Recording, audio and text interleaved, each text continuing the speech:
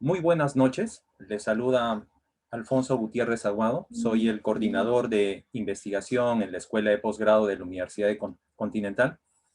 Voy a estar a cargo de moderar este webinar internacional que lleva por título COVID-19, epidemia de datos o impulsada por los datos. Está organizado por la Escuela de Posgrado de la Universidad Continental. Asimismo, este evento inaugura el primer programa a nivel nacional denominado Inteligencia de Datos para la Preparación ante Pandemias y Epidemias. Este programa de capacitación está financiado por FONDECIT, del Consejo Nacional de Ciencia y Tecnología e Innovación Tecnológica, CONCITEC. Saludamos también a todas las personas que están conectadas en vivo por nuestras cuentas en Facebook de la Escuela de Posgrado de la Universidad Continental y también del diario Gestión. Este evento contará con la participación del doctor Rafael Lozano Asensio, de la Universidad de Washington, Estados Unidos, y destacados panelistas, a quienes saludo y agradezco por haber aceptado nuestra invitación.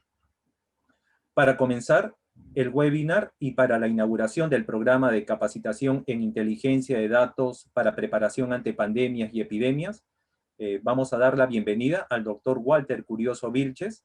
El doctor Walter Curioso es el vicerrector de investigación de la Universidad Continental. Bienvenido, doctor Walter.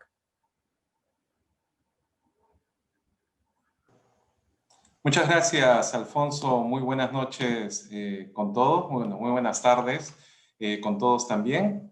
Bienvenidos al webinar internacional COVID-19, epidemia de los datos o impulsada por los datos, organizada por la Escuela de Posgrado de la Universidad Continental. En este evento también inauguramos nuestro primer programa a nivel nacional denominado Inteligencia de Datos para Preparación ante Pandemias y Epidemias, financiado por el FONDECIT, del Consejo Nacional de Ciencia, Tecnología e Innovación Tecnológica, a quien agradecemos por todo el apoyo brindado y por la confianza durante este proceso competitivo que fue la convocatoria para fortalecer programas en el marco de la pandemia por el COVID-19. Como todos sabemos, esta pandemia por el COVID-19 está llegando a casi 97 millones de casos confirmados en todo el mundo. Esta pandemia ha afectado seriamente muchos países, incluyendo el Perú. Nos trae tremendos desafíos, no solamente a nivel económico, político, social y obviamente grandes estragos en la salud. Sin embargo, también esta pandemia trae consigo la urgencia por la necesidad del procesamiento y la gestión de datos en tiempo real, la necesidad de contar con herramientas, aplicativos y sistemas de información y particularmente de recursos humanos capacitados. Hoy más que nunca necesitamos personal de salud que cuente con las competencias, que cuente con las herramientas necesarias, no solamente que les va a ayudar en la parte operativa, sino también en el apoyo y el fortalecimiento de los equipos de salud, los equipos de respuesta, que incluyen diversas disciplinas e inclusive subespecialidades como la informática en salud. Esta disciplina no solamente es exclusiva para médicos, sino para muchos profesionales en diversos ámbitos, formados y relacionados en lo que se denominan los sistemas de información en salud, ¿no? Esta pandemia está generando muchísimos cambios que han llegado para quedarse. Por ejemplo, el hecho de atender a los pacientes a distancia no presencialmente. Esto gracias a la telemedicina y a la telesalud, apoyada y facilitada por algunos cambios normativos que fueron dados el año pasado por el Ministerio de Salud y que es algo que está rompiendo muchas barreras, tanto regulatorias como de resistencia al cambio, por parte de profesionales de salud, organizaciones médicas, inclusive de los mismos pacientes, ¿no? Esta pandemia definitivamente nos ha llevado muchos cambios y seguimos produciendo y se vienen generando muchos cambios y también se vienen generando muchas evidencias. Nuevo conocimiento se obtiene cada día y es todo un reto para los profesionales de salud y para los políticos que toman decisiones, basar sus políticas y basar sus acciones en base a datos, en base a evidencia, ¿no? Y es por eso que este webinar y esta inauguración y este nuevo programa justamente responde a esta necesidad. Voy a compartir muy brevemente algunos slides previo a nuestra ponencia magistral del día de hoy. Estoy compartiendo mi presentación, por favor.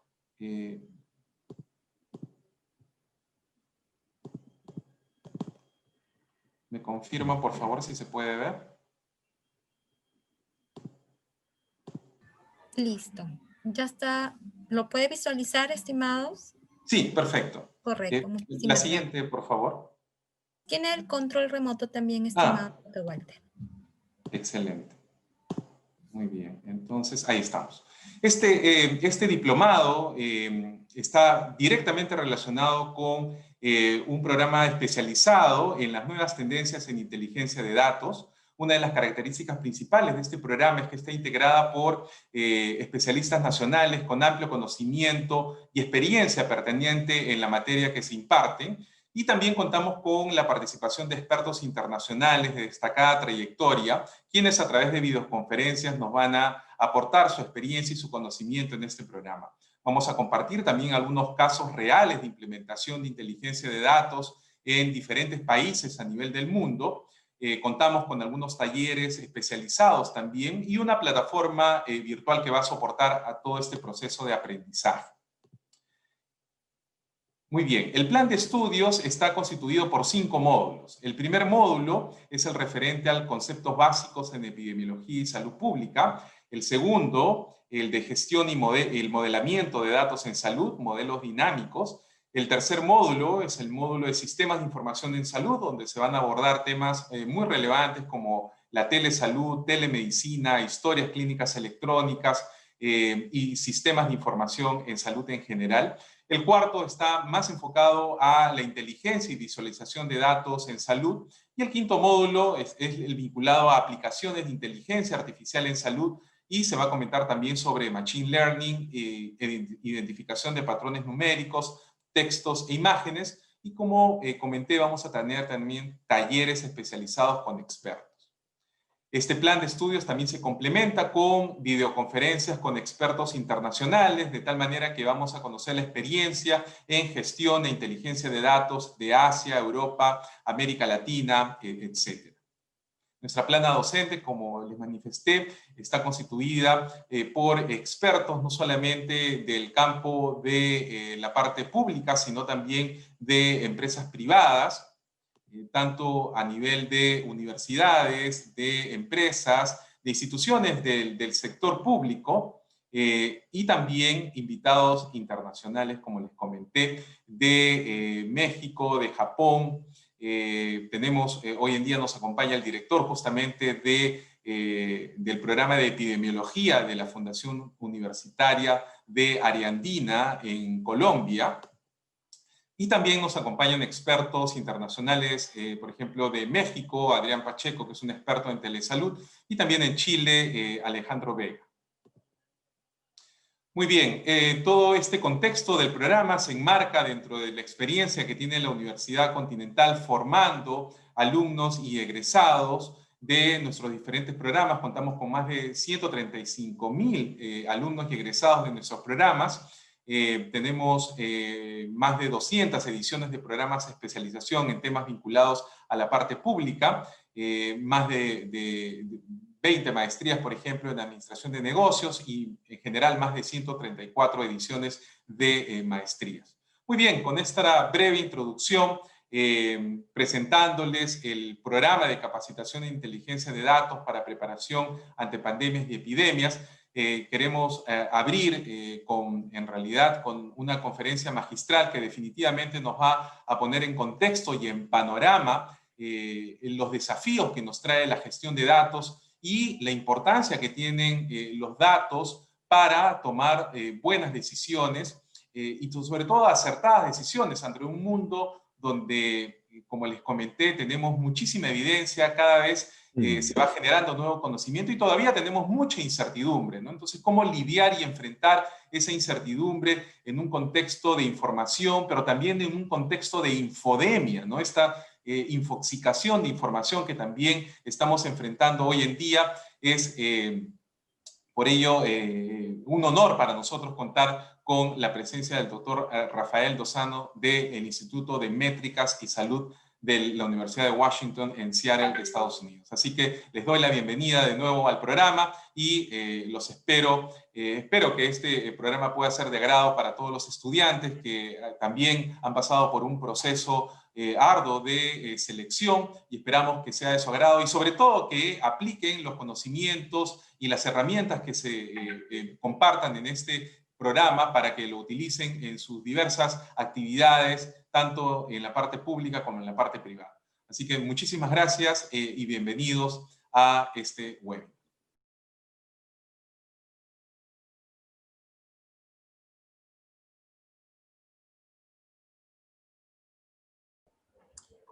Muchas gracias, doctor Walter, por sus palabras. La dinámica que vamos a seguir en esta noche será contar en primer término con la exposición del doctor Rafael Lozano Asensio y seguido por la ronda de comentarios de nuestros panelistas. Bueno, a continuación paso a presentar a nuestro ilustre expositor. El doctor Rafael Lozano Asensio es director del Sistemas de Salud y profesor en el Instituto de Métricas y Evaluación de la Salud de la Universidad de Washington, Estados Unidos. El doctor Rafael Lozano fue director del Centro de Investigación de Sistemas de Salud en el Instituto Nacional de Salud Pública de México y previamente laboró en la Organización Mundial de la Salud como epidemiólogo principal. El doctor Rafael es autor de más de 300 publicaciones en torno a sistemas de información. En el año 2016 recibió el Premio a la Salud por la Fundación Carlos Slim. Es médico y maestro en medicina social. Nuevamente les reiteramos el agradecimiento por la participación en este evento inaugural. Doctor Rafael Lozano, por aceptar nuestra invitación. A su vez, vamos a dar la bienvenida también a nuestro destacado panel conformado por el doctor Walter Curioso. Como les comentaba, él es vicerrector de investigación de la Universidad Continental.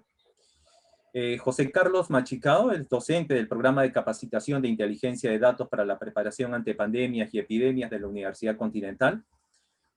Asimismo, nos acompaña el doctor José Elías Delgado. Él es director de la maestría en epidemiología de la Universidad Área Andina de Colombia. Sean todos bienvenidos, estimados panelistas y expositor. Agradecemos haber aceptado nuestra invitación a este evento. Realizaremos 2 rondas de intervenciones. Ahora damos pase a la exposición del doctor Rafael Lozano. Doctor Rafael. Muchas gracias, doctor Gutiérrez, por sus palabras. Muchas gracias al doctor Walter Curioso por haberme invitado y darme el privilegio de abrir este curso. Voy a compartir con ustedes mi pantalla para que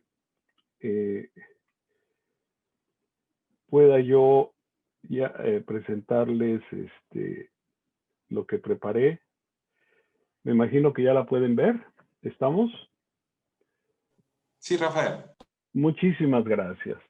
Bueno, pues miren, yo en realidad mi trabajo tiene más que ver con la medición de la salud que con aspectos relacionados con inteligencia de datos o aspectos relacionados con tecnología de la información. Sin embargo, como usuario tengo mi punto de vista y es justamente lo que les quiero compartir en esta ocasión. Y quiero empezar con una pregunta que me parece importante a considerar. ¿Es COVID la primera pandemia en la era digital o es la pandemia más digital de la historia? Y esta pregunta tiene, como dirían en mi tierra, yo soy mexicano, tiene jiribilla, porque en realidad la era digital tiene su inicio alrededor de los 80s, siguiendo esta breve historia, Y esta epidemia, esta pandemia es 40 años después. Sin embargo, en este proceso ustedes pueden ver cómo nuestra historia digital nos lleva a digitalizar la información, a todo ponerlo en prácticamente salir de los sistemas analógicos y estar prácticamente en los sistemas digitales. Sin embargo, si nos movemos a lo que son la historia de las epidemias, pues la historia de las epidemias son ancestrales, mucho antes de la era digital. De hecho, voy a utilizar el mouse como cursor y ustedes pueden ver que a partir de los 80, donde está la epidemia de SIDA, es donde iniciaría la era digital. Entonces, pues ahí empiezo a responder la pregunta de que no es la primera epidemia digital, pero quizás tenemos que pensar que está sucediendo en el momento más digitalizado de la historia. Aprovechemos para ver pues las diferentes epidemias que se ven ahí, y por ejemplo, bueno, las más devastadoras, la gripe española, las epidemias de peste bubónica o las epidemias de viruela en el proceso, y luego vemos pues la cantidad de muertes que han ocasionado el COVID y lo que esperamos en un escenario bastante optimista. Es importante para todos que quede claro que las epidemias tienen dos formas de propagación y esto las caracteriza, de hecho 3 que estoy enumerando ahí, de hecho las caracteriza. Cuando es directa de persona a persona es cuando intervienen estas medidas de mitigación, de separar a las personas, y eso es histórico. Y ahí están algunos ejemplos de epidemias de contacto, de enfermedades de contacto por persona a persona. Hay enfermedades de contacto indirecto, o sea, se utilizan vehículos de transmisión o fomites como el cólera, que el agua es el que conduce el vibrio cólera, o cuando es intermediada por vectores, como es el caso del paludismo, o el dengue, o cuando son mixtas, hay vectores y hay de persona a persona. En realidad, entonces, la pregunta es, ¿de qué estamos hablando cuando hablamos de epidemia? Y la epidemia representa un número de individuos superior al esperado. Es decir, tiene que ver con la frecuencia, pero ese número esperado puede ser un caso, pueden ser 2 casos o pueden ser millones de casos. Cuando esa epidemia se difunde geográficamente es cuando se le reconoce como pandemia. Cuando se establece en el tiempo en un lugar determinado es cuando se le conoce como una enfermedad endémica. Cuando combina 2 epidemias al mismo tiempo es que se reconoce que estamos hablando de una sindemia, y justamente, como decía el doctor Curioso, esta exuberancia de información errónea sobre la pandemia, que es conocida como infodemia y que también se contagia, como todo la cantidad de neologismos y afectaciones al lenguaje que se han hecho en estos días. Es la epidemia más digital porque vivimos en la era del dataísmo. El dataísmo es un término válido en español y lo que establece es que es una forma de ver las cosas, es una filosofía, y la característica es que establece que el dato es el rey y el algoritmo es el que gobierna. Hay un anglicismo que podemos meter en nuestra conceptualización, dataficación, que tiene que ver con la transformación de las acciones sociales en datos en línea. Es decir, cuando ustedes ponen un like en una aplicación, pues están transformando esa acción en datos. El dataísmo, si vemos en la literatura más general y muy recomendable, les recomiendo el libro de Lizzie Han, un filósofo subcoreano que vive en Alemania, Psicopolítica, y él establece que todo se ha de convertir en datos e información. Es como un totalitarismo digital el que estamos por enfrentar. Y también este libro muy influyente de Yuval Harari, El Homo Deus, en donde establece que el universo es un flujo de datos y el valor de cualquier fenómeno o entidad está determinado por su contribución al proceso de datos. Entonces, no estamos solamente ante un fenómeno en donde las aplicaciones circulan, sino es real, es un elemento filosófico que a la vez se ve determinado por quizás un nuevo paradigma ocasionado por el confinamiento al que nos hemos visto obligados en los últimos 12 meses. La paradoja es que tenemos mucho y no sé si sabemos todo. Miren, no hay en la memoria, y yo tengo algunos años en este trabajo, no hay en la memoria el que pudiéramos tener al día, y ahí ustedes pueden ver que esto lo recogí a las 5:22 de la mañana de mi mañana, yo estoy en Seattle 3 horas antes que ustedes, el dato. Y esto lo podemos actualizar todos los días. Primera vez que se ve esto. Cuando fue la epidemia de SIDA se tardó mucho en conocer el daño. Es decir, nosotros contamos con un potencial de seguir digitalmente a cada individuo que ha contraído el virus, de rastrear sus contactos, pero no tenemos idea acertada de cuántas personas han tenido el virus. Así de paradójico es el asunto. O cuántos se han recuperado, o cuántas muertes están asociadas indirectamente al COVID. Y además cargamos con una difusión de información errónea, que es la infodemia, o quizás una ofuscación activa por parte de las autoridades públicas, que restringen la información que existe, pero sin embargo contamos con repositorios internacionales que son muy útiles y mucho trabajo independiente de la sociedad civil que ha venido a alimentar la riqueza del análisis que estamos ofreciendo con la epidemia. ¿Qué sabemos del problema? Miren, hace un año no sabíamos nada, ni siquiera el nombre. Pero aprendimos muchas cosas y esto tiene que ver con la parte clínica, la parte médica, la parte epidemiológica, que es una de las dimensiones de la epidemia. ¿Sí? Aprendimos que los asintomáticos y presintomáticos y los niños pueden transmitir el virus. Y esto es muy importante porque las aplicaciones digitales tienen que considerarlo.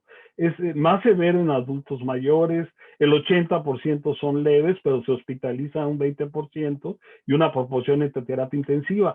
A veces le damos mucha importancia a este 5% y no seguimos el principio de Pareto del 80-20 y nos concentramos en los más graves. El 25% de los pacientes que entran al hospital desafortunadamente fallecen y tenemos una entidad nueva que es que hay una cronicidad en términos de la enfermedad que no se recuperan y le llaman el COVID largo. ¿Qué pasa un año después? Pues ya contamos con vacuna y les pongo un esquema un poco raro, ojalá y lo puedan ver, donde están los nombres de las vacunas, la de Pfizer, la de Moderna, que son RNA, en qué fase están, cuál es la primera y la segunda dosis, con qué separación, cuál es la eficacia, cómo se tiene que mantener, el costo. Vean ustedes, muy parecido el costo entre Pfizer y Moderna. Ya tenemos 9 vacunas, pero solamente muy pocas, estas que están con palomita, están aprobadas, aunque se están usando otras como la Sputnik en otros países, la CanSino también.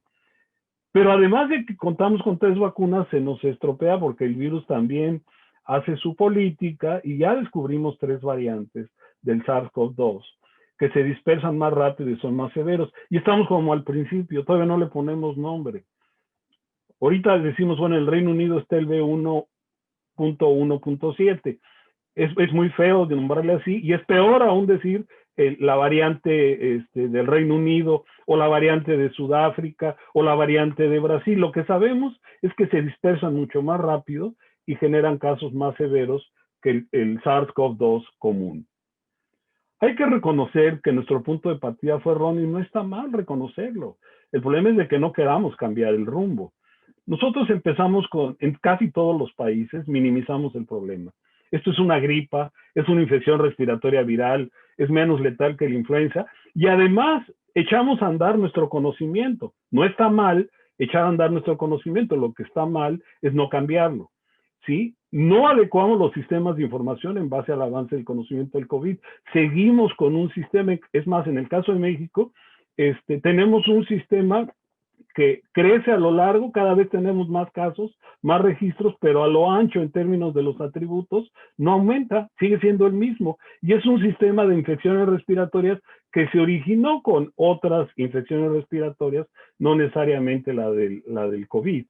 Además, mantuvimos el mismo modelo gerencial, prácticas anticuadas, una notificación analógica sin georreferenciación, es decir, seguimos trabajando en un sistema de rompas en caso de emergencia. Tengo el problema y rompo el vidrio para que se presente. Y teníamos una ilusión óptica, es decir, íbamos a tener un pico y por lo tanto la epidemia iba a descender, íbamos a tratar de controlarla, pero no iba a tener tanta letalidad. Nada de esto pasó. La curva en muchos lugares no ha sucedido, en otros lugares ya estamos en la segunda ola, incluso en la tercera, y mucho tiene que ver con esta correspondencia entre lo que detectamos y lo que no detectamos. El iceberg nos ayuda muchísimo a ver que en la medida en que nosotros hacemos más pruebas, pues tenemos más posibilidades de conocer el fenómeno, y en la medida en que hacemos menos pruebas, tenemos mucho menos posibilidad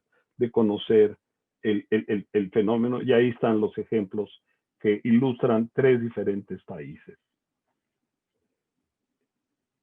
En realidad, la pregunta que yo les hago a estas alturas de la plática es, ¿conocemos todo lo que sabemos? Y les pongo este cuadro, que es muy famoso de lo que en inglés le llaman los knowns y los unknowns. Es decir, el conocimiento personal, qué es lo que tú sabes o no sabes, y el conocimiento social, qué es lo que sí se sabe y lo que no se sabe. Entonces, si tú sabes lo que sí se sabe, bueno, pues estamos bien. Ahí está la información, ahí están los datos. Si tú sabes que no se sabe, pues no, ojalá puedas hacer investigación para aumentar ese conocimiento y asimilarlo y pasarlo a la celda de la izquierda. Si no sabes lo que sí sabes, pero si tienes la intuición de que existe, lo puedes confirmar. Pero si no sabes lo que no se sabe, ahí puedes estar en problemas, porque a lo mejor ahí está la perdición de tu gestión. Les traigo aquí una frase de un filósofo persa del siglo XIII, que de alguna manera, y ustedes lo pueden leer con cuidado mientras yo les voy hablando, de alguna manera lo que nos va diciendo es justamente la ubicación de las celdas. Y aquí otro de los elementos que tiene que entrar en la gestión de la pandemia es justamente la humildad. Es decir, no tengo que saber todo, la gestión tiene que ser colectiva. Como yo les decía, el paradigma del confinamiento nos obliga a ser más solidarios también con el conocimiento. Y que no nos pase esto, ¿no? Que la información que buscamos está solamente donde hay luz, cuando en realidad tenemos que buscarla donde no da la luz. ¿Podemos corregir el rumbo? Claro, claro, tendiendo puentes entre disciplinas, aprovechando las aplicaciones de la tecnología de datos, entrando en lo que sería la salud pública digital. Y yo aquí estoy orientando mucho la presentación a lo que es el tema de este diplomado, pero en realidad lo podemos llevar a la salud pública en general y lo podemos llevar a la epidemiología y a la vigilancia epidemiológica. Pero que les quede claro que no es la última epidemia y que esta epidemia nos obliga a reinventar el sistema de salud y con ella los sistemas de información en salud. Los puentes, es muy claro este esquema, este diagrama de Venn de la ciencia de datos, en donde tenemos expertos de diferentes dominios y en la intersección de los diferentes dominios de la computación, de la estadística matemática y de lo que serían los datos está la ciencia de los datos. Y por otro lado estamos los que nos dedicamos a la medición en salud en diferentes niveles de identificar los problemas, de abordar los principales problemas en la sociedad y cómo usar los recursos, y entonces los diferentes niveles de granularidad que le damos a nuestra investigación, como investigar niveles y tendencias, mapeos de los sistemas de salud, uso de los recursos humanos, hacer proyecciones o escenarios a futuro. En fin, estos puentes son vitales en términos del conocimiento. En segundo lugar es unificar criterios. Es decir, Nosotros tenemos muy claro, de acuerdo a la definición que establece desde la Sociedad Real de la Ciencia en Inglaterra, que los datos son números o caracteres o imágenes que designan un atributo de un fenómeno. Pero es muy importante distinguir que estamos hablando de datos estadísticos, porque el dato estadístico es un número que representa una propiedad sustantiva de un objeto específico y además describe una parte de lo que sucedió, pero no proporciona un juicio. Lo importante es identificar los múltiples datos en términos de sus fuentes y los múltiples datos en términos de sus atributos. Entonces, en términos de sus fuentes tenemos los datos estructurados de fuentes clásicas que recolectamos por las interacciones que tienen los individuos con el sistema de salud y los datos no estructurados que están en la nube y que se recolectan por las interacciones con las redes sociales y que son de mucha utilidad en estos momentos. Los datos nos llevan a la información, como dice este esquema, y la información es el conjunto por el que se conoce, es el nombre por el que se conoce un conjunto organizado de datos que procesamos y que constituyen el mensaje para poder establecer dónde está el conocimiento y tomar las decisiones. Tenemos un esquema muy convencional de que los datos se procesan y nos llevan a información. Pero también la información al momento de analizarla nos lleva a conocimiento.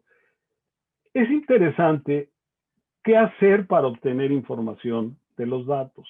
Y les voy a dar el ejemplo que les doy a mis alumnos. Primero trata de hablar con los datos para que tú puedas extraer lo que te quieren decir. Oye, no te dicen las cosas, dales un masaje. Te van a dar más información. Ahí están los programas que me van a permitir hacer una minería de datos, etcétera. Pero si no, pues tienes que llegar a los términos de que tienes que extraer lo que ellos traen. Y esto lo vamos a ver de otra manera. Les recomiendo mucho este artículo de Sabina Leonelli sobre qué distingue los datos de los modelos, porque ustedes pueden ver que en el mundo y la teoría hay dos componentes importantes. El componente de los datos y de los modelos en una linearidad que posiblemente tiene algunas mediaciones. Por ejemplo, los datos necesitan organizarse para que sean utilizados por los modelos, para de ahí construir una teoría que a su vez nos va a modificar en el sentido inverso la realidad. Sin embargo, también esto lo podemos ver en un diagrama de Venn de una manera más organizada, en donde hay intersecciones de lo que son los datos y solamente un componente va dirigido hacia los datos organizados o los modelos de datos. Entonces, en realidad, ustedes pueden ver diferentes componentes, desde lo que es la investigación práctica, el procesamiento de los datos que se pueden usar, el ordenamiento y las representaciones específicas de los fenómenos y la generación de información. Y la teoría está presente en todos los momentos. No es lineal, sino es una interacción constante entre el mundo y el conocimiento. Entonces, esto me hace redefinir la jerarquía, porque en esta época del dataísmo, en donde yo veo la jerarquía convencional y digo, bueno, de los datos, ustedes pueden ver este diagrama propuesto por Tuomi, que dice que dato es más que conocimiento, y por supuesto, el dato pasa a ser información en la medida que construimos patrones, en la medida en que podemos predecir los patrones, estamos construyendo conocimiento, inteligencia y sabiduría. Pero lo que sucede en realidad en esta época del dataísmo es que tú no puedes establecer que estás generando datos si no tienes conocimiento. Y esta es la jerarquía invertida. Es a partir del conocimiento que tú empiezas a articular y a verbalizar a través de un lenguaje que es la semántica de la informática, que te permite empezar a hacer la arquitectura de los datos para poder empezar a analizarlos y entonces sí, de ahí llegar a tu jerarquía convencional. Entonces, más que una jerarquía de dato a sabiduría, es una jerarquía de conocimiento para almacenar los datos. Los datos surgen solo después de que tenemos información y esa información surge después de que ya tenemos conocimiento. Y esto, en el momento en que lo llevamos a las organizaciones, a las agrupaciones de trabajo, es lo que nos permite la memoria organizacional. Si los analistas están pensando en la arquitectura de datos, la siguiente generación que va a llegar a hacer el proceso que están haciendo los anteriores lo va a tener mucho más fácil porque los datos están pensados para ser usados. Aprovechar las aplicaciones de las tecnologías de datos, y esto, bueno, pues tenemos en primer lugar tenemos una estructura muy interesante. Les recomiendo este artículo publicado en Lancet, donde están las herramientas digitales que están organizadas de manera taxonómica, y cómo podemos entender esta relación de las herramientas con el COVID. Cuatro dominios están en la parte superior, son los que nos señalan estos autores en la tipología. Lo que es la modelación, que les voy a hablar un poco posteriormente, las aplicaciones que checan los síntomas, las aplicaciones que están viendo el apegamiento a la cuarentena y las que hacen el seguimiento de contactos, con diferentes actores, diferentes tipos de datos, diferentes fuentes y, lo más importante, el consentimiento informado. Y ahí tenemos algunos ejemplos, o sea, la proximidad, para medir la proximidad con los casos o el seguimiento de contactos. Tenemos ejemplos en Singapur con aplicaciones que se ponen en los teléfonos celulares, para poder ver el asunto de cómo se checan los síntomas, aplicaciones españolas, etcétera, etcétera. Algo muy importante es los datos no estructurados. Por ejemplo, la imagen que tengo aquí es de Facebook, o de Twitter. ¿Cómo ustedes pueden, cuando dan en su celular la geolocalización, pueden saber dónde están las personas? La aplicación es cuando tú le insertas ese QR a los lugares donde están yendo y tienes un procesamiento para ver la relación de los diferentes QRs o identificadores, pues tú puedes establecer quién, cuando aparece un contacto, cuando aparece un caso, quiénes estuvieron en contacto con él, y entonces a través de la aplicación sugerirle que haga una cuarentena precautoria y que te avise en caso de que tenga síntomas, para que entonces le hagas un examen y puedas en un momento determinado descartar que es un COVID o aprobar que fue un caso nuevo. Y esto lo puedes ver en términos de estas redes o arañas de datos, donde ves los casos que se recuperaron, los que están confirmados, los que están en proceso, o los puedes ver en mapas calientes ubicados en términos geográficos. Para las vacunas también hay una aplicación, porque, por ejemplo, en Israel, el gran éxito de Israel es la gestión de citas. Ellos, a través de una aplicación que le pidieron a la población que la sumaran a su teléfono celular, empezaron a generar la gestión de citas. Yo vivo en Estados Unidos. Para gestionar la cita, yo pertenezco a la población que está después de los trabajadores esenciales por mi edad, y tengo que hacer o una cita telefónica o una cita por la aplicación.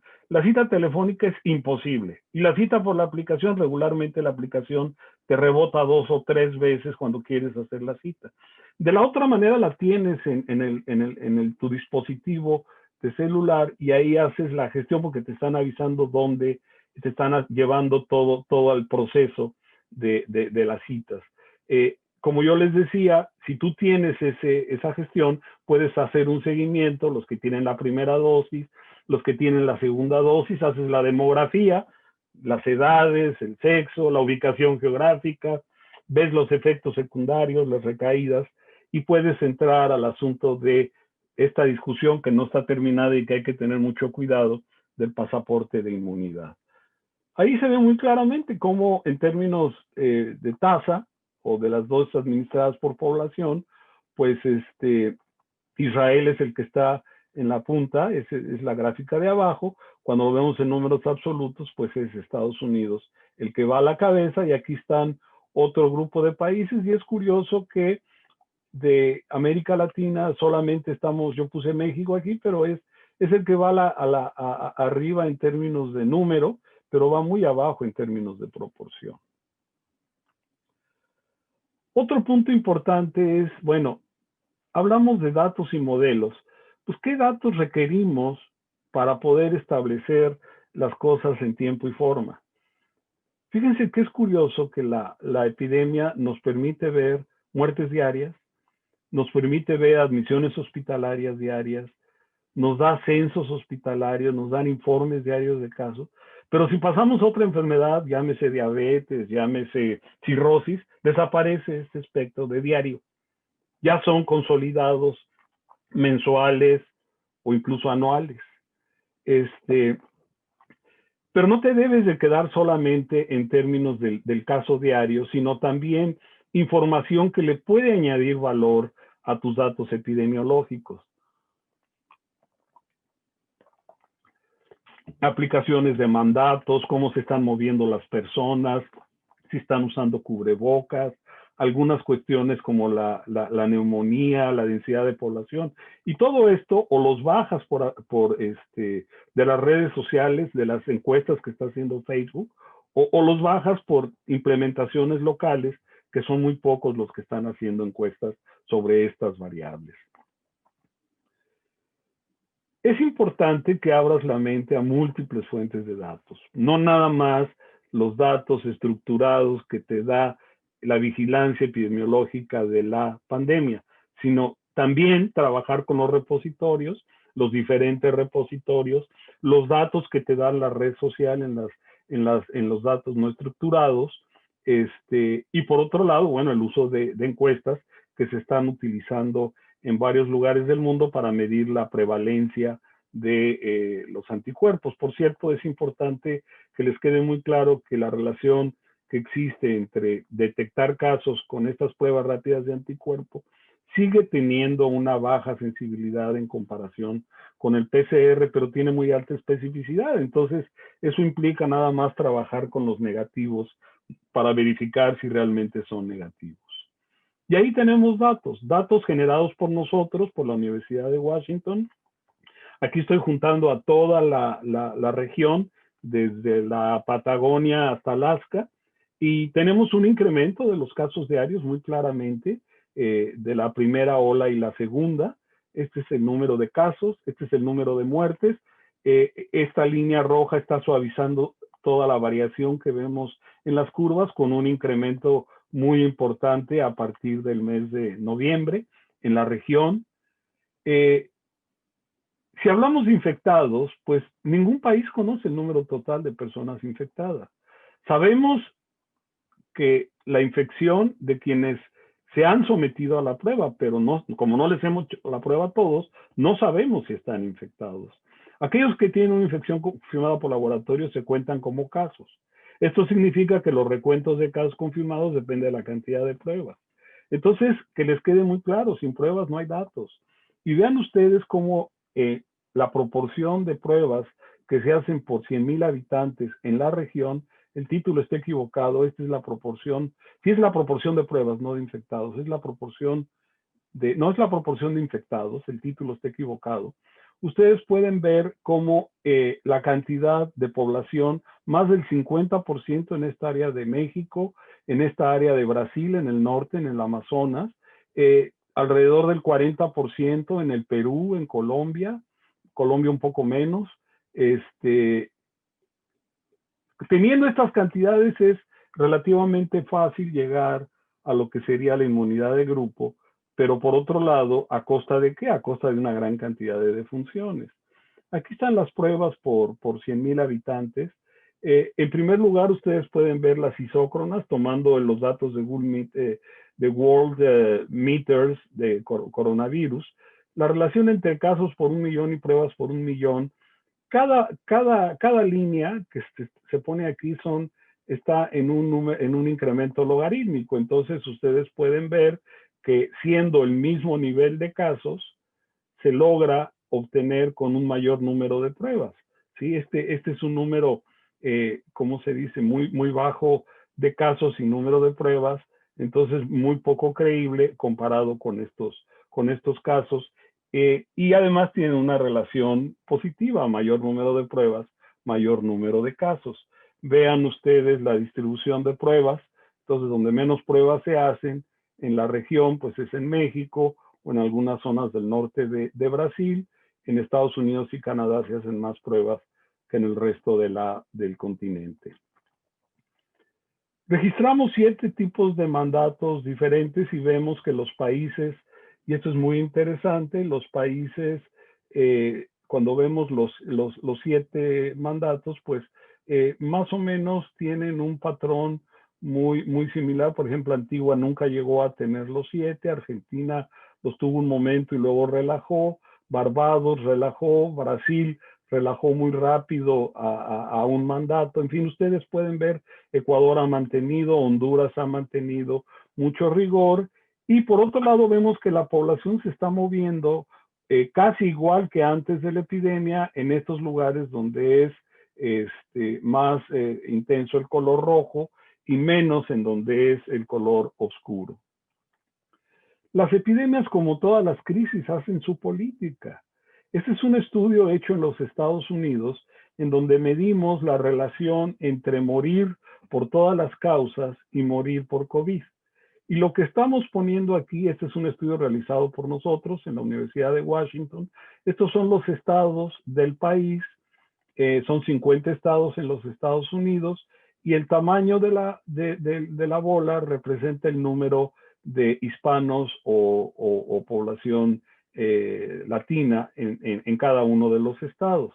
Entonces, esta gráfica se lee solamente en el distrito de Columbia, en lo que es donde está la capital de Washington. Hay más riesgo de morir por todas las causas en los latinos, pero en los latinos hay un efecto protector en términos de todas las causas en relación con la población blanca.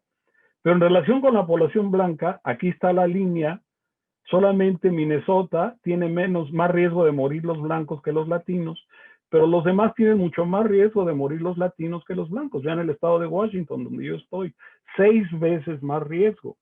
Si ponemos la población afroamericana, vemos que los afroamericanos tienen más riesgo de morir por COVID, que es esto que está de esta línea hacia arriba, y más riesgo de morir por todas las causas, con excepción de Massachusetts, que está de aquí del lado izquierdo.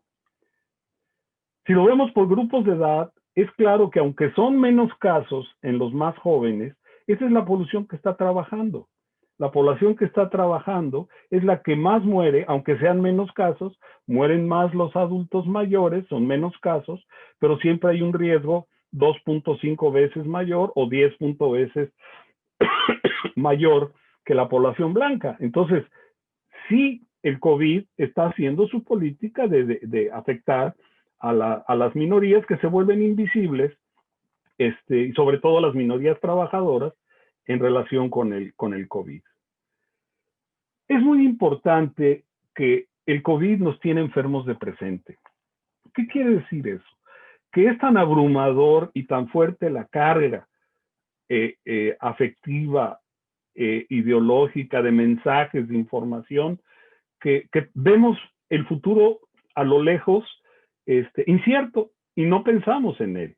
Desarrollamos una narrativa aditiva, o sea, contamos lo que pasó hoy, lo sumamos ayer, contamos lo que pasó hoy, lo sumamos ayer, y así es como vamos reconstruyendo la realidad. Fíjense ustedes que estamos más preocupados por corregir el pasado que por cambiar el presente. Y tenemos que aceptar el reto de predecir sin temor a corregir los errores. Es más costoso no atreverse. Y hay que aprovechar la riqueza de datos y el desarrollo de la tecnología de Big Data. Esta fotografía es de un restaurante en Inglaterra, en Londres, donde dice que, en Irlanda, perdón, me equivoqué, en el Reino Unido, que una nación que le pone un ojo al pasado es sabia, pero si pone los dos en el pasado está ciego. Las proyecciones, entonces, les presento algunos datos acumulados de las Américas. Estamos pensando que más o menos en el escenario de referencia, más de 1 millón de casos a finales de muertes a finales de mayo de 2021, pero una tendencia de que vamos a llegar a 6.000 muertes diarias alrededor de febrero, finales de febrero, y empezaremos a disminuir. ¿Por qué? Por la estacionalidad, por la presencia de las vacunas va a empezar a afectar hasta mucho después, y bueno, pues quizás porque ya hay una inmunidad de grupo en muchos lugares. Les presento el dato de Perú, asumiendo, estos son los datos de 2019, y metí el COVID forzando, pues es muy difícil que que alguna causa en el Perú sea más importante que el COVID en 2020, y eso lo sabremos cuando salgan las estadísticas vitales. Les voy a hablar dos cosas más, la salud pública digital y los derechos humanos. Y miren ustedes lo que hay que considerar, no nada más se trata de sacar una aplicación. Sacar una aplicación tiene muchas implicaciones éticas que hay que considerar antes de sacarla, respetar la autonomía, promover el beneficio, promover la justicia. Aquí están los principios y aquí están los problemas, porque esto puede generar desigualdad. Tú con una aplicación puedes favorecer en contra a los migrantes porque los detectas y son perseguidos. El gobierno lo puede usar para dos cosas, no nada más para la pandemia. Todo eso tiene que estar regulado y es muy importante considerar los derechos humanos en términos de la implantación de la salud pública digital. De hecho, yo les pongo legislar para mejorar el acceso y para favorecer las decisiones informadas. O sea, partimos de que son bienes públicos los datos, de que tenemos un derecho a saber, de que hay un acceso abierto y transparente guardando confidencialidad. Pero los datos deben de difundirse en base con registros individuales y no entabulados usando porcentajes. Cuando el gobierno nos dice, bueno, es que estos datos son los buenos y nos da porcentajes, es como cuando te invitan a comer y te dan comida masticada. Tú necesitas los datos crudos para empezar a digerirlos, ¿no? No se trata solamente de sumar casos, sino se trata de integrar. Y por eso les hablaba de las interacciones, de facilitar la integración multidisciplinaria, de facilitar la integración público-privada y de invertir en infraestructura física y capacitación de recursos humanos. Por eso aplaudo este diplomado que lleva una dirección que, bueno, esperemos tenga resultados. Y por último decir que hay que desincentivar y regular la venta de bases de datos. Yo les recomiendo la lectura de la vigilancia del capitalismo, porque ahí es donde está el Big Other, no nada más el Big Brother que nos está viendo, sino el que se toma nuestros datos y ni siquiera nos avisa. No es la última epidemia, hay que reinventar este sistema de salud y con ello los sistemas de información. Miren, aquí estamos, la primera columna. Esto lo propone Craven en una investigación que hace para el grupo de McKinsey, el grupo consultor. ¿Qué necesitamos cambiar y cuál es la razón para cambiar? Y bueno, yo les voy a dejar la presentación, pero ya les dije, estamos en sistemas de respuesta muy inmediatistas, rompas en caso de emergencia. Tenemos que cambiar eso. Vigilancia epidemiológica de enfermedades igual. Estamos esperando brotes antes que anticiparlos. Con la información que tenemos, con los datos que hay en los hospitales, estoy convencido de que podemos anticipar brotes y no que nos generen tanta sorpresa. Tenemos que mejorar la capacidad hospitalaria y ambulatoria y tenemos que invertir en investigación y desarrollo. Eso es fundamental. Y bueno, cambiar a que haya justamente modificaciones en el presente para lograr resultados positivos en el futuro. Yo quiero concluir diciéndoles que esta pandemia estalló en el mundo en época de desconfianza epistémica sobre la información. O sea, no se crean que confían en la sociedad en la información. No alcanzamos experiencia epidemiológica para el manejo de datos y seguimos con una ofuscación activa y con infodemia. La narrativa oficial no tiene certeza por el cambio en el conocimiento y el creciente número de eventos. Es una obligación moral gobernar con y a través de los datos. Las fuentes de incertidumbre y los datos faltantes son a menudo en grupos particulares. Ya vieron ustedes que simplemente hicimos visibles el asunto de las minorías en Estados Unidos, pero no sé si las estemos haciendo visibles en otros países de la región.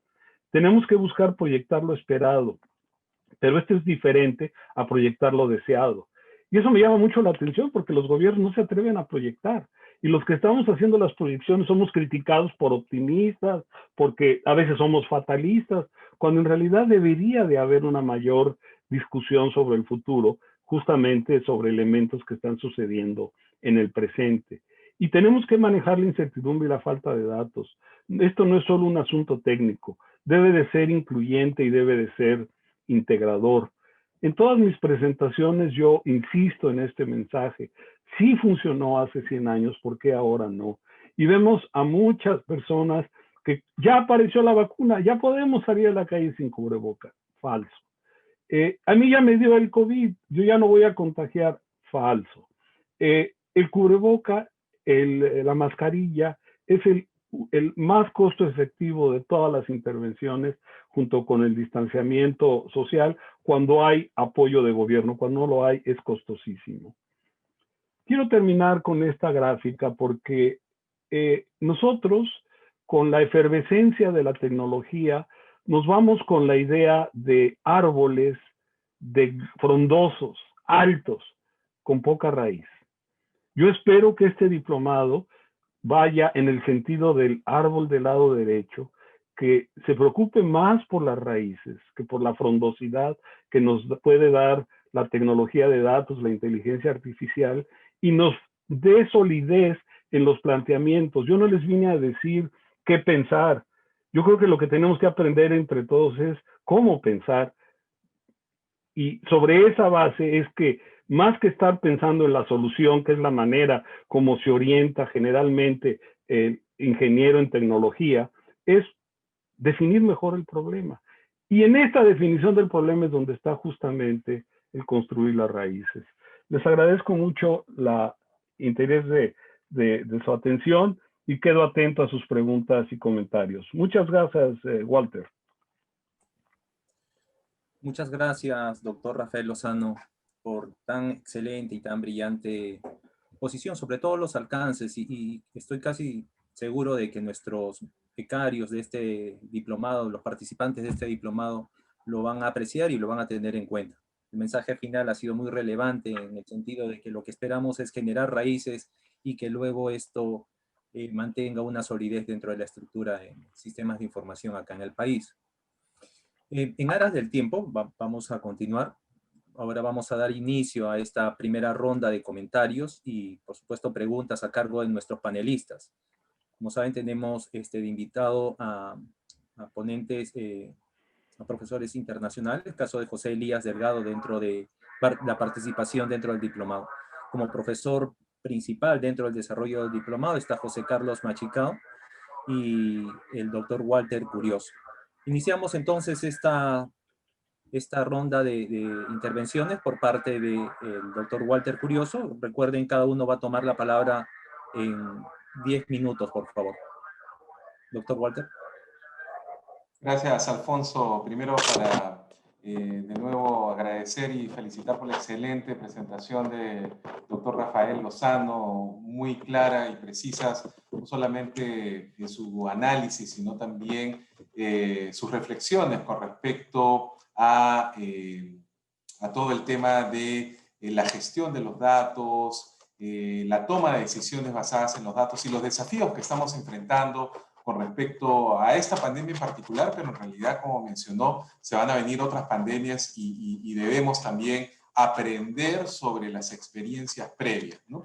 Y en realidad yo quiero en estos minutos, digamos, precisar algunos puntos más resaltantes de la presentación del doctor Lozano, ¿no? En primer lugar, el comentario con respecto a la salud pública digital, ¿no? Definitivamente hoy en día nos estamos enfrentando a una pandemia con mucha tecnología, ¿no? Donde tenemos herramientas de inteligencia artificial, tenemos herramientas basadas en aplicativos móviles, etcétera, pero no necesariamente la última tecnología va a ser la mejor, ¿no? Y es importante destacar ello porque, como bien mencionó, las tecnologías van a seguir evolucionando, ¿no? Sin embargo, es importante no detenernos o no enfocarnos en la última solución o en el último app o en la última tendencia o el último algoritmo de inteligencia artificial, sino ver cuál es la mejor tecnología que responde a la necesidad particular o al problema particular,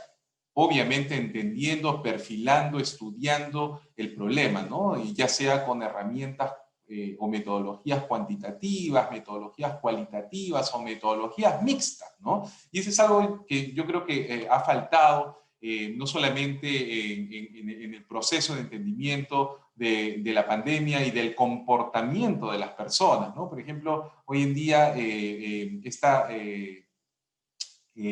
esta resistencia, por ejemplo, de las personas para vacunarse hay que entenderla muy bien desde diferentes aristas, ¿no? Y por eso, de nuevo, aquí la idea de contar con equipos multidisciplinarios es fundamental, ¿no? Y desde el punto de vista de las tecnologías, inclusive tecnologías basadas en herramientas simples o en tecnologías simples como mensajes de texto, pueden cumplir un rol fundamental, ¿no? Considerando que no todas las personas tienen acceso a una tecnología como un celular inteligente, ¿no? Sin embargo, sí, muchas personas tienen celulares que sí pueden recibir y enviar mensajes de texto y recibir intervenciones o recibir programas basados en mensajería de texto, ya ha sido demostrado que tiene un efecto positivo, ¿no? No solamente desde el punto de vista de recordatorios o de información básica o crítica, sino también inclusive información que pueda cambiar comportamiento, ¿no? Entonces, perfilar y entender bien la mejor tecnología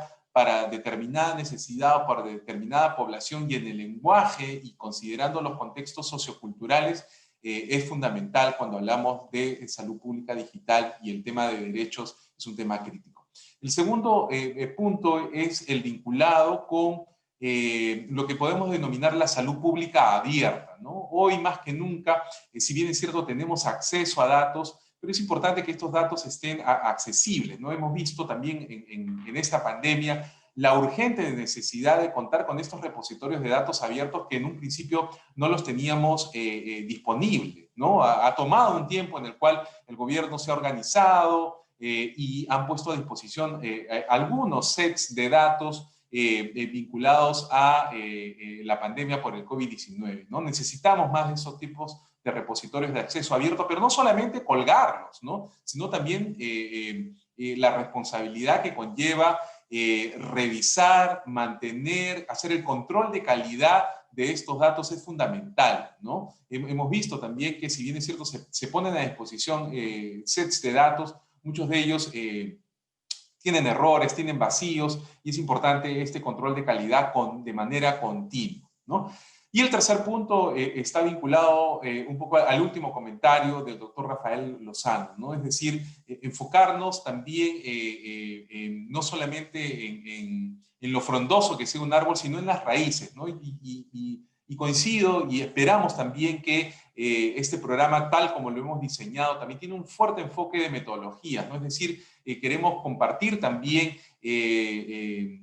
los marcos conceptuales, los modelos, es decir, que brindar estas herramientas para que los estudiantes lo puedan aplicar luego y también puedan utilizarlo como mecanismos de reflexión, ¿no? Es decir, queremos que estas herramientas les enseñen a cómo pensar y cómo afrontar otras pandemias, ¿no? Entonces es importante considerar y entender bien los diferentes ecosistemas a los cuales nos estamos enfrentando y definitivamente la necesidad urgente de tener más información y más investigación, generar investigación, ¿no? Pero generar investigación de calidad, es decir, con buena metodología y siguiendo las buenas prácticas, siguiendo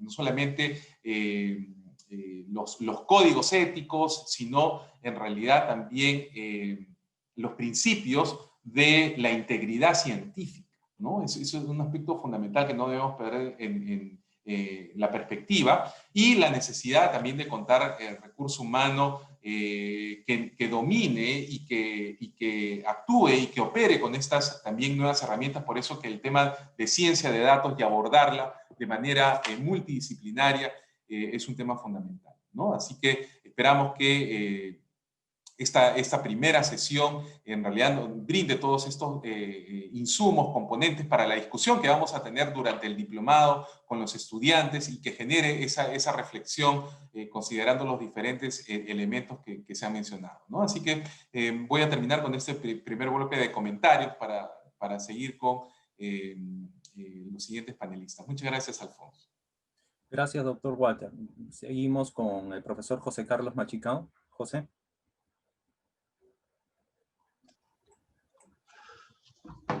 Sí, muy buenas tardes. Bueno, en principio agradecer muy de veras la presentación del doctor Lozano. Hay puntos importantísimos que rescatar de su presentación.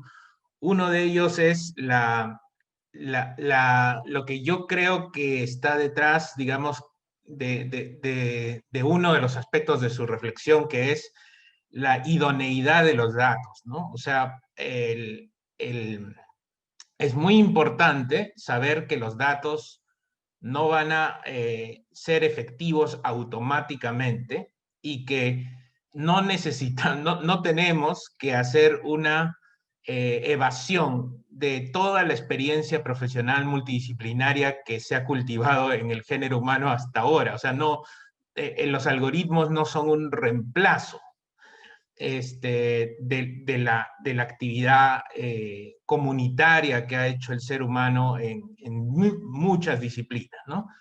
Pero también yo sí, porque como yo sí hago algoritmos, me doy cuenta que los algoritmos ya están empezando a modelar. El doctor hacía una diferencia entre datos y modelos, pero hoy en día con el reinforcement learning, las redes neuronales generativas, autocríticas, imaginativas, etcétera, se está llegando a niveles en que más bien la velocidad a la cual los algoritmos están empezando a participar del modelamiento es también mayor. Entonces, la alerta del doctor Lozano me parece aún más pertinente porque si esta velocidad digamos, de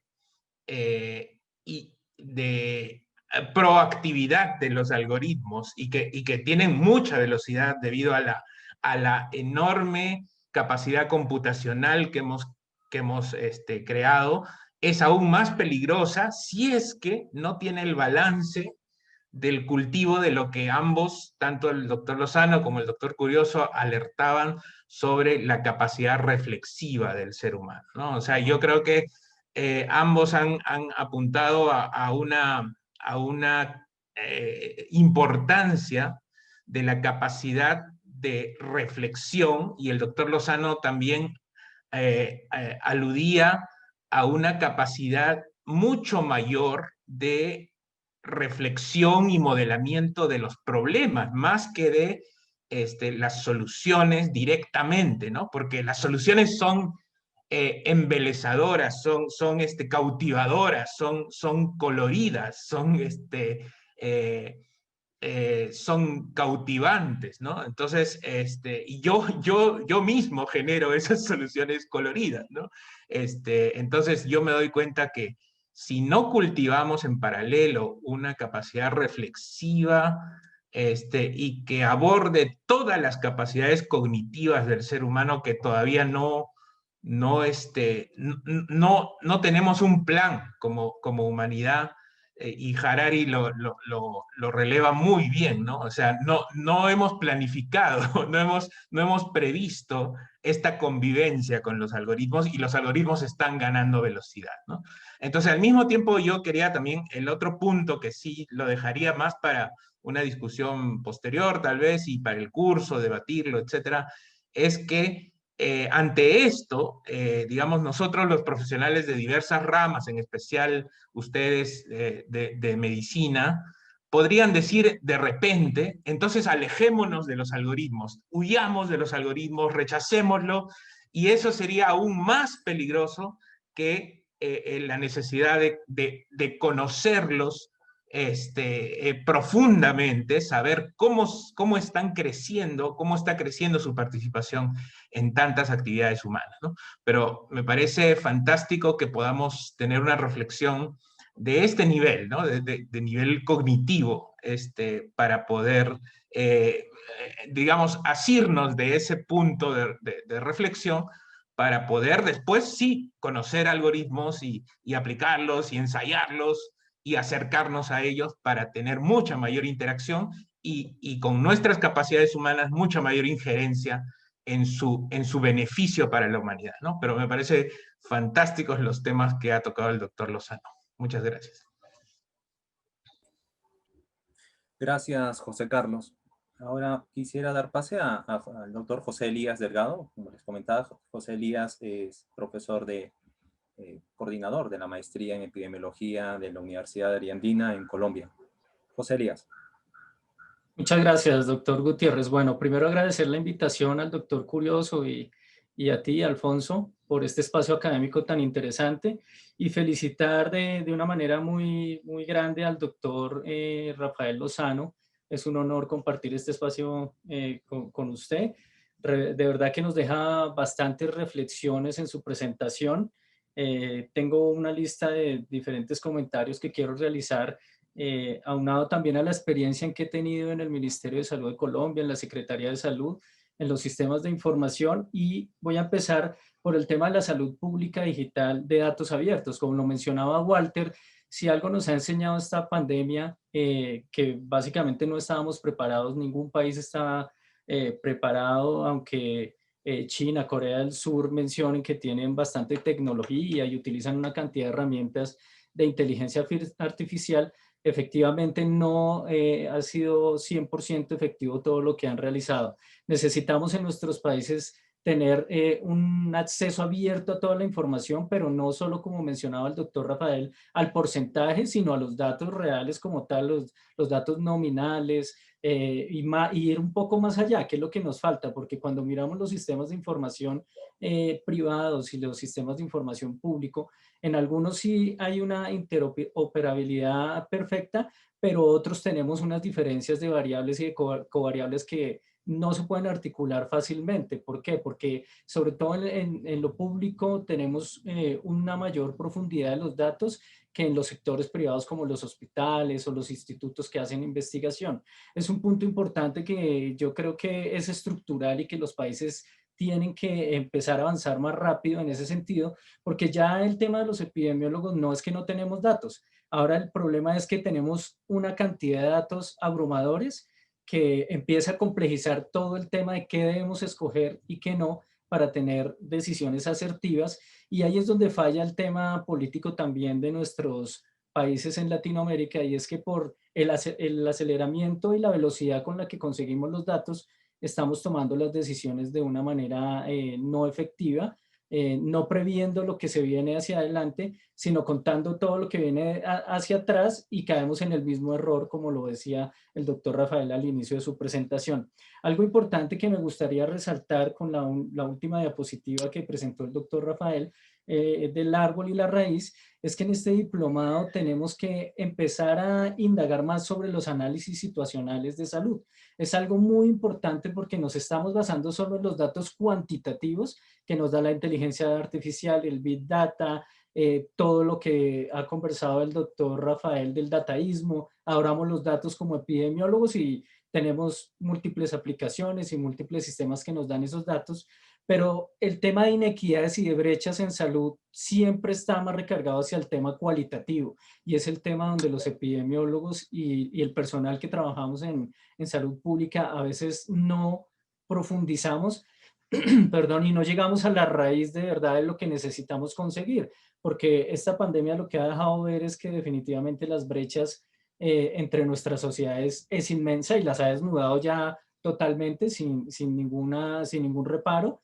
Y lo que tenemos que hacer es que así es que hemos venido trabajando desde muchas partes, desde la OPS, tenemos que empezar a anidarle todas estas tecnologías o herramientas tecnológicas para poder tener datos más ricos de información a profundidad, más de datos cualitativos y no solo de datos cuantitativos. En ese sentido, también es importante que nuestra estructura de los sistemas de información, que ustedes conocen la computación mejor que yo, hemos venido de esos datos binarios, hemos pasado a los datos nominales, pero no hemos podido avanzar en los datos de verdad cualitativos y de profundidad. Y ahí es donde está el secreto del asunto. Cuando uno trabaja en territorio, en campo, en epidemiología o en diferentes sectores, está la georreferenciación, los sistemas de información geográfica, la epidemiología digital, pero cuando uno llega de verdad a los datos a profundidad con diferentes herramientas, entrevistas, grupos focales, etcétera, alcanza a tener una información inmensamente grande para resolver diferentes problemas en salud pública y epidemiológicos que no solo la parte cuantitativa nos da. Entonces, retomando lo que mencionaba el doctor Rafael, de tendiendo puentes para obtener la información de diferentes profesiones interdisciplinarias, la ciencia de la medición en salud va cambiando a una velocidad impresionante.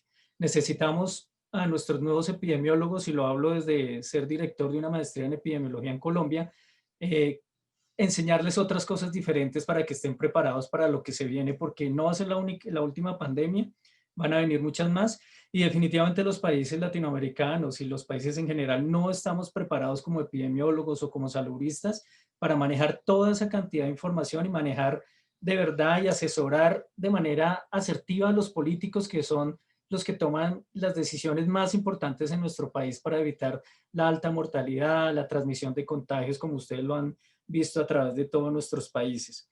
Dejo a colación, doctor Rafael, solo una inquietud que me gustaría que me pudiera ayudar, y es cuáles son esos retos epidemiológicos que de aquí en adelante vamos a necesitar para las personas que estamos ahorita en formación, los muchachos que están en formación de diferentes disciplinas, porque ya no son solo los médicos los que estudian epidemiología, tenemos bacteriólogos, tenemos biólogos, antropólogos, hay una cantidad de disciplinas que se han interesado por la epidemiología a raíz también porque la pandemia ha puesto estos conceptos nuevamente en mucho furor en toda la sociedad. La sociedad antes no sabía qué era un epidemiólogo, qué hacían en salud pública, qué era la vigilancia epidemiológica.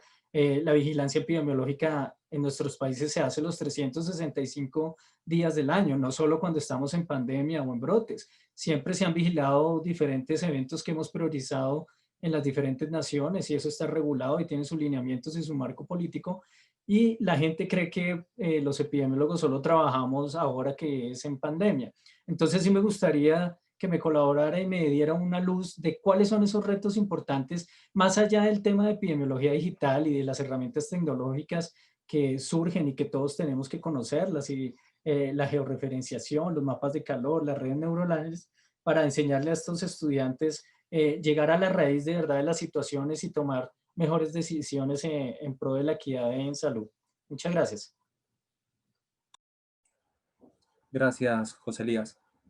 Por parte de nuestros panelistas hay una serie de preguntas que le han alcanzado al profesor Rafael, y por supuesto de los participantes de este webinar. Hay una pregunta que quisiera trasladarla también al doctor Rafael. Nos comenta que todo proceso de generación de evidencia e información empieza por tener datos confiables. Entonces la pregunta va, ¿qué recomendaciones podría brindarnos para asegurarnos una buena calidad de datos? Básicamente, en varias preguntas vinculadas al tema. Otra no menos relevante es ¿por qué los datos de las redes sociales son importantes como fuente de información para tomar decisiones en salud? Tradicionalmente no se utilizaba. ¿Por qué los gobiernos deberían considerar a los datos de redes, y cuáles datos o de cuáles redes sociales serían las más relevantes? Esas serían algunas de las preguntas que quisiera alcanzarle también al doctor Rafael. Doctor. Muchas gracias por sus palabras, sus comentarios. Sí, he aprendido que en la vida a veces el generar estas conversaciones nos conducen a profundizar, y yo le agradezco mucho al, no sé si es ingeniero o si es doctor, José Machicao, sobre todo un gesto de honestidad o de humildad que sucede cuando uno hace cosas y se da cuenta. Miren, en realidad voy a empezar contestando la pregunta del doctor José Elías Delgado. Recientemente, nosotros hemos tenido una, vamos a llamarle, utilizando metáforas, una inundación de conceptos de epidemiología en la sociedad que pues ya cualquiera se siente epidemiólogo. Entonces ya para poder traducir lo que hacemos, ya tenemos que sacar los títulos nobiliarios, y que estudió en tal universidad, y que estudió en tal, y al final, como yo les decía, a la gente le gusta más la propaganda que la ciencia. Entonces, ¿cómo le vamos a dar seriedad a ese aspecto? Una recomendación, y discúlpeme, soy profe y tengo que recomendar lecturas, lo siento mucho. Hay un libro que escribió David Epstein, es un periodista. En inglés le llaman range, en español le llaman amplitud. Y este periodista nos dice por qué los generalistas triunfan en un mundo especializado. Y quizás, doctor Delgado, esto tiene que ver con esta idea de superespecialización a que nos lleva a terrenos muy, muy débiles del conocimiento. Nos lleva y no es esta típica frase de que sabe mucho de muy poco y sabe nada de lo mucho. No, es una posición que tiene que ver con lo que decía José Machicao, es decir, tiene que ver con la forma como le estoy entrando al saber y al conocimiento.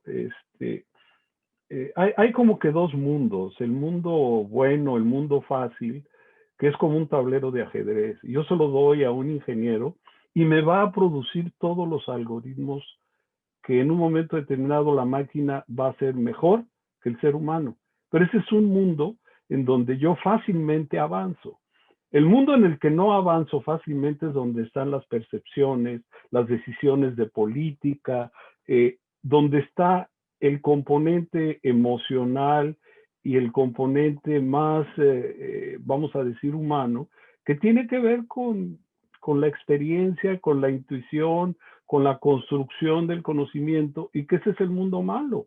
El mundo que no se resuelve con una regresión, aunque sea múltiple, aunque sea compleja, con un algoritmo, no se resuelve. Y yo creo que sí estamos con una tendencia a la especialización, forzando mucho la máquina. Entonces, hay cosas, por ejemplo, tenemos que darle una explicación causal en la epidemiología, cuando en realidad yo les digo a mis alumnos, a ver, vamos a formar dos equipos, los que quieren explicar lo que está pasando en el mundo y los que quieren cambiar el mundo. Y entonces cuando nos dividimos, el que quiere explicar el mundo, pues sí necesita toda la ciencia que lleva la relación causal y el diseño y bla. Y el que quiere cambiar el mundo, lo que tiene que aprender es a describir. Porque lo que quiere cambiar es lo que está describiendo, lo que está viendo. Pero con el rigor que lleva esta calidad de la información que estoy colocando. Entonces, nosotros en IHMI, yo en lo personal, me dedico a describir. Y créanme que la descripción es muy difícil, porque la mayoría, no solamente vamos en el silogismo universal directo, sino además a veces en el sofisma. Y entonces ni siquiera llegamos a algo válido. En realidad, a veces no nos tenemos que explicar el por qué, sino tenemos que describir el qué, y ahí es donde los datos, como bien decía José Machicao, nos van ganando, van más rápido que nosotros. Los datos pueden traducir mejor las relaciones causales que nosotros, al grado de que ellos, los algoritmos, entienden nuestras preferencias, forman los patrones y pueden inducir hasta votaciones o decisiones electorales. Y el estudio de Cambridge Analytica está completamente definido. Entonces, yo creo que llegar, y lo quiero decir con mucho respeto, doctor Delgado, a la epidemiología del lugar, tiempo y persona, a tratar de captar esas relaciones con el medio ambiente, y pensar que definitivamente nuestro paradigma el confinamiento nos llevó a un paradigma diferente y no lo hemos logrado captar y lo tenemos que captar. Y decir por último que, miren, yo no estoy induciendo el uso de los datos de redes sociales como informadores primarios. Son informadores coadyuvantes que nos ayudan a la modelación. Y por eso los usamos. Y además, porque en un momento determinado, si nosotros tenemos un sistema de captación de datos de lo que son los componentes de Facebook, los componentes de WhatsApp, los componentes del nuevo Telegram, etcétera, podemos captar incluso síntomas, podemos captar percepciones de enfermedades y podemos detectar casos indirectos que después los confirmaríamos de manera directa si tenemos el algoritmo que nos empieza a distinguir eso. Yo les digo que hay algoritmos que simplemente que escuchan lo que decimos, interpretan los pronombres que estamos usando y con eso establecen cuál es nuestro perfil psicológico, los algoritmos. Y sí, hay libros sobre eso. Entonces, en realidad, nosotros, ¿qué es lo que les propongo en el uso de los datos de redes sociales? Como coadyuvantes, como constructores del constructo, valga la expresión, nos van a ayudar a ver cómo se mueve la información que estamos generando, los datos que estamos generando.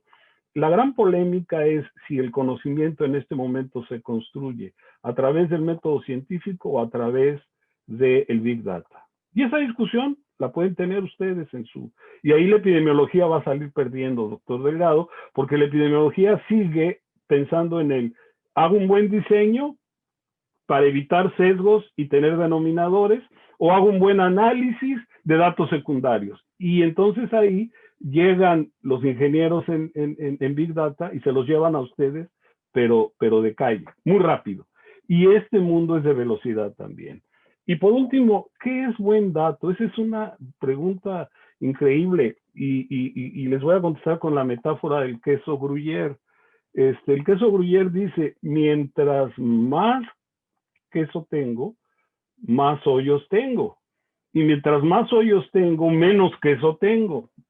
Y los datos y la calidad tienen esta relación inversa. Entonces, yo a veces me pongo a pensar, tengo que buscar la manera de realmente diseñar, y ahí tiene mucho que ver con la epidemiología otra vez, diseños de colección de datos, tanto registros administrativos como de encuestas, con la mayor face validity que puedo tener y recuperar toda la experiencia. No hay una fórmula para mejorar por receta la calidad. Lo que hacemos son análisis para corregir sesgos conocidos, etcétera, etcétera. Y ahí la epidemiología puede tener también un papel muy grande. Yo aquí les dejo mi respuesta y les agradezco muchísimo sus comentarios, que de verdad me dejan muy, muy animado a seguir comunicando este tipo de cosas.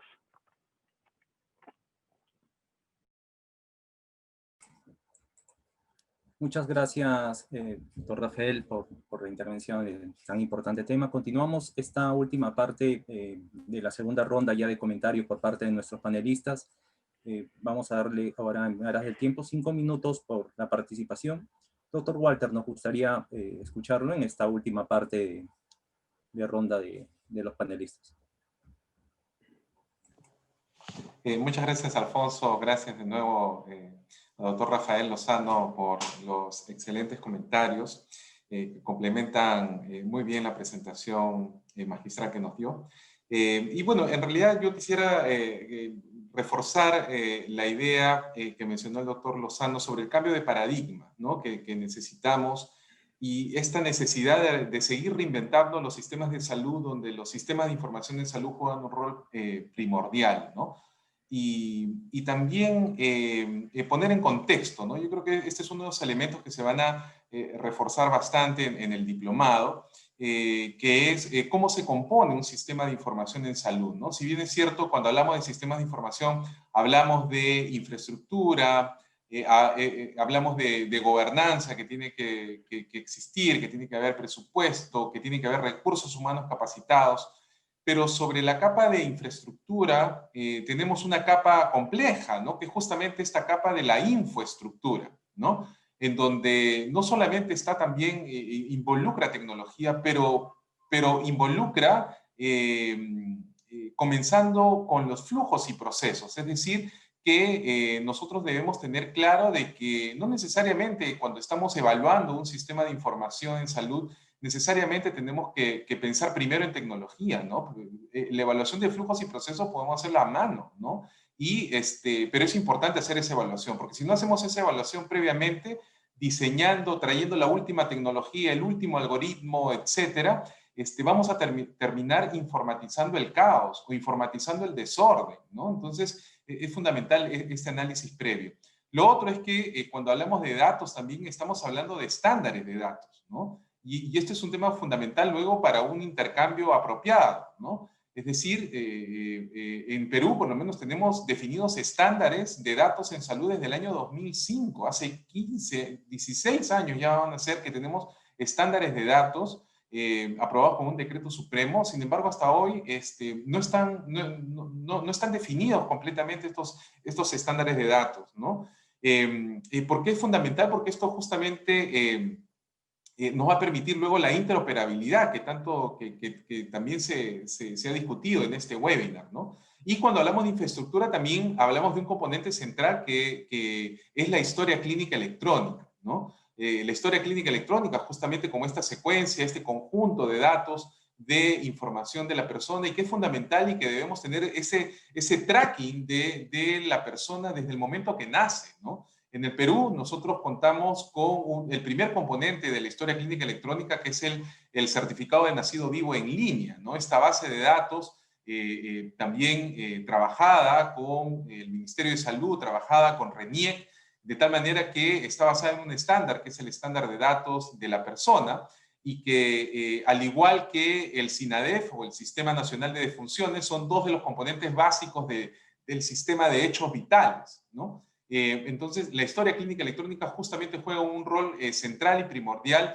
y que también debe ser impulsado y promovido por el Estado, el gobierno y por, en realidad, las diferentes instituciones que están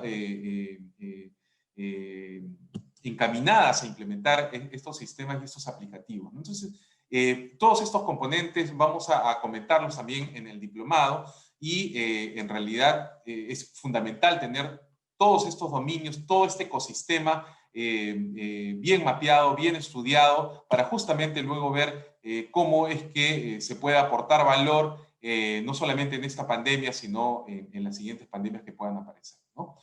Muchas gracias y de nuevo un agradecimiento profundo y muy especial al doctor Rafael Lozano por la excelente ponencia. Definitivamente en el diplomado esperamos también esta colaboración cercana con el Instituto de Métricas en Salud de la Universidad de Washington. Muchas gracias. Gracias, doctor Walter. Damos pase al profesor José Carlos Machicao. Sí, nada más muy brevemente para informar a todos que soy ingeniero mecánico, así que es un poco raro que yo esté involucrado en un grupo profesional tan selecto de otro sector, pero bueno, tengo la justificación de tener a mi madre obstetriz, así que algo puedo estar vinculado al sector. Nada más reiterar que los invitaría a poder aprovechar los énfasis que ha marcado el doctor Lozano, porque creo que todos necesitamos conocer las herramientas. A lo largo del curso vamos a poder ver cómo manejar algoritmos y espero que ustedes puedan involucrarse todos, porque creo que todos debemos saber manejarlos, saber sacar lo mejor de ellos, pero también esta alerta que me da vueltas en la cabeza, que es cómo vamos a poder ganarles con nuestras capacidades más humanas, ¿no? O sea, con nuestras capacidades más cognitivas, más profundamente cognitivas. Entonces, realmente los comentarios del doctor Lozano me han ayudado a mí a poder enfatizar aún más esas preocupaciones, ¿no? Muchas gracias. Gracias, José Carlos. Y para terminar, José Elías. Gracias, doctor Gutiérrez. Bueno, muchas gracias, doctor Lozano, por su reflexión y sus valiosas experiencias en todo el tema que hemos conversado hoy. Simplemente como para terminar los comentarios, un punto importante que mencionó Walter hace un momento en su intervención, en su primera intervención, es el tema de la regulación de los datos. Es un problema que se viene muy importante para todas nuestras sociedades porque esa regulación no se ha podido dar ni siquiera bien en redes sociales como Facebook, WhatsApp, etcétera, con una cantidad de empresas que ya manejan datos a un volumen inmenso. Acá en Colombia, por ejemplo, sacaron una app para hacer el registro de los síntomas del tema del COVID-19. Sin embargo, las personas dudaron mucho si instalar esa app o no, porque pensaban que iban a tener toda la información de su celular, porque iban a tener acceso a muchas cosas privadas de las personas. Y realmente era una app muy sencilla, no tiene, digamos, tanto complejidad como otras apps en la que se dan una cantidad de permisos, pero sí finalmente cuando la fueron estructurando y la fueron mejorando ya pedían permisos de micrófono, de cámara, de Bluetooth para saber los contactos cercanos. Y cada vez esa app, aunque inició con muy poquita gente, al inicio de la pandemia creció, no creció lo que se esperaba, pero ahorita cada vez las personas están ya saliendo de la app, la están eliminando por el temor de qué puede pasar con esos datos a nivel central. Todos sabemos que los datos son poder, los datos se transforman en información y esto da conocimiento, y sabemos lo delicado que es todo este tema de regulaciones porque ni siquiera con aplicaciones, le hago un ejemplo sencillo, una aplicación de transporte móvil no se ha podido regular en muchos de nuestros países y ellos sí que tienen una cantidad de información de a dónde vamos, dónde llegamos, cuándo pedimos una moto, cuándo pedimos un carro, cuándo pedimos una van, y no se ha podido regular en el país y siempre esas empresas, digamos que en temas de regulación se les bloquea algo, pero salen con otra nueva empresa o con otra nueva política de privacidad. Y efectivamente muchos de nosotros y todos hemos instalado apps que nunca leemos los términos y no les damos a aceptar. ¿Qué va a pasar con ese tema de regulación en este mundo que, como lo dice bien el profesor José, estaba en los datos súper avanzado? Tenemos datos por todo lado a tiempo real, como la Universidad Johns Hopkins. ¿Qué irá a pasar con ese tema de regulación? Porque va a ser muy complejo regular eso. Simplemente ese era mi comentario final. Muchas gracias.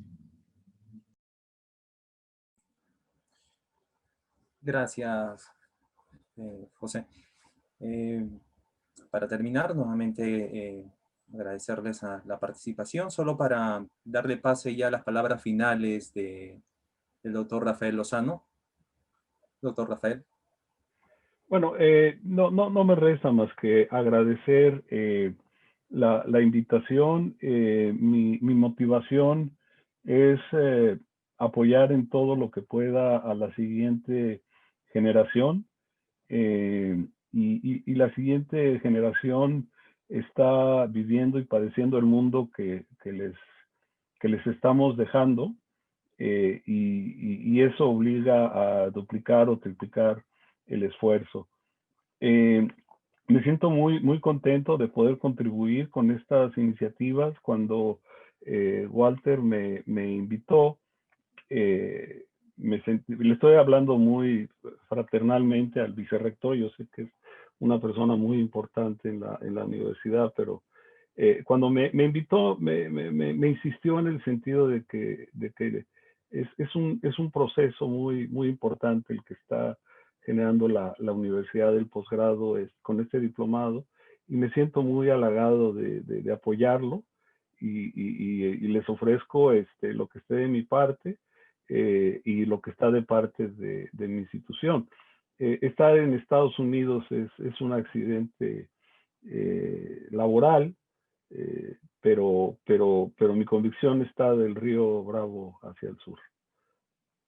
Muchas gracias, Walter. Muchas gracias a todos ustedes por sus palabras. Muchísimas gracias a todos. Doctor Rafael Lozano, un especial agradecimiento a su persona y a los estimados panelistas por sus importantes reflexiones. Quisiera recalcar que el doctor Walter Curioso, el profesor José Carlos Machicado y el doctor José Elías Delgado son nuestros panelistas, pero también son docentes del diplomado del programa de capacitación que estamos empezando este sábado 23. Así es que están todos los participantes en este momento, están conociendo a algunos de los docentes de nuestro programa de capacitación de inteligencia de datos para la preparación ante pandemias y epidemias. Damos por concluido nuestro webinar internacional COVID-19, epidemia de los datos o impulsada por los datos, y agradecemos a cada uno de los participantes que se han conectado a través de las redes sociales. Nuevamente, gracias por su participación. Con nosotros será hasta una siguiente oportunidad. Buenas noches.